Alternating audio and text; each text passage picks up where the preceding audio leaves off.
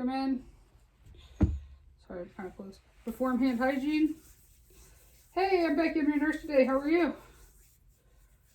Right. Can I have your name and date of birth? Perfect, Mrs. Johnson. Close the curtain for privacy. The doctor ordered you some fluids by IV. Try to get you a little bit more rehydrated. What I'm going to do is I'm just going to go ahead and put a little small catheter in one of your veins.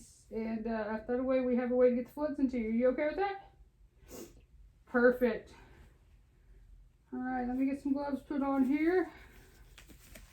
It's a clean procedure, not a sterile procedure, so use any clean gloves.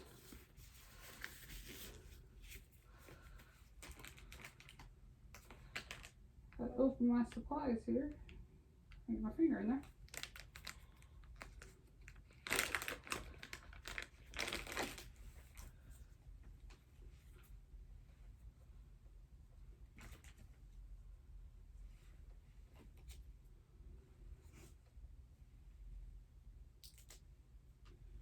Alright, I'm going to see on here.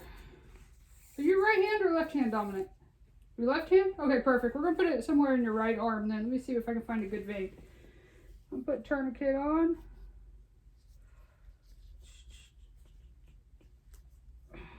Easy release knot there. I'm going to palpate for a good vein. That one's soft, bouncy, easy to palpate. Alright, let me go ahead and take that off. You don't want that tourniquet on too long. I'll open my swab here. I'm going to clean it off. Clean it real good. Alright. Let that dry for a minute and I'm going to get these supplies ready. Don't touch it, okay?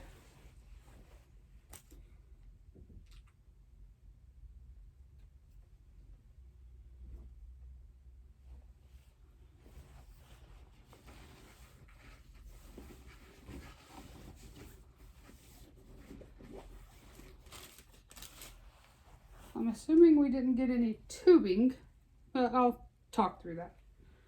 I'm going to get my tubing ready. I'm going to put a saline on there. I'm going to prime the tubing just to make sure there's no air going in whenever we go ahead and insert this IV, because my thing has no tubing in it. Anyway, so make do with what we have. All right. Go ahead and put this tourniquet back on here real quick. All right. You comfortable?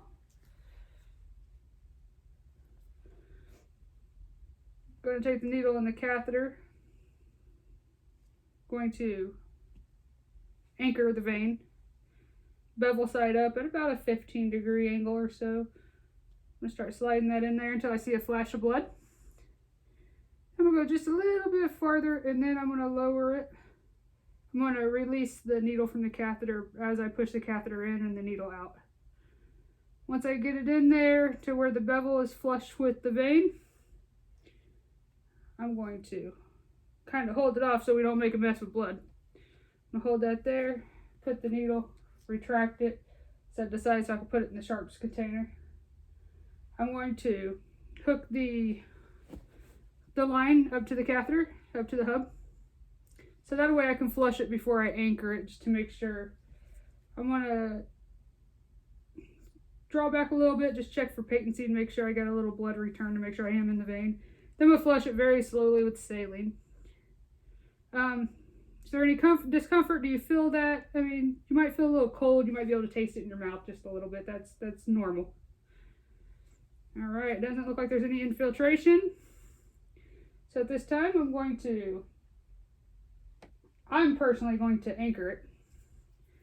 I'm going to do a little line at the bezel, there and there, and I'm going to put one over the top so that way it's anchored. Then I'm going to take the clear bandage and go right over the top. I'm not going to cover the hub though, because in case we need to change the tubing or anything later. I'm going to put the bandage on there, make sure everything's good. I'm going to date and time and put a 20 gauge needle here, a 20 gauge catheter here in my name so everybody knows when it went there and what's going on. And I'm going to place it on there as well. I'm going to hang the fluids, ask the patient if they're okay, if they need anything, and then I'm going to go document. I'm going to go document right forearm, 20 gauge needle, patient tolerated well, no signs of infiltration. Did it on 7/24/2020 at approximately 10 a.m. All right, here's your call light.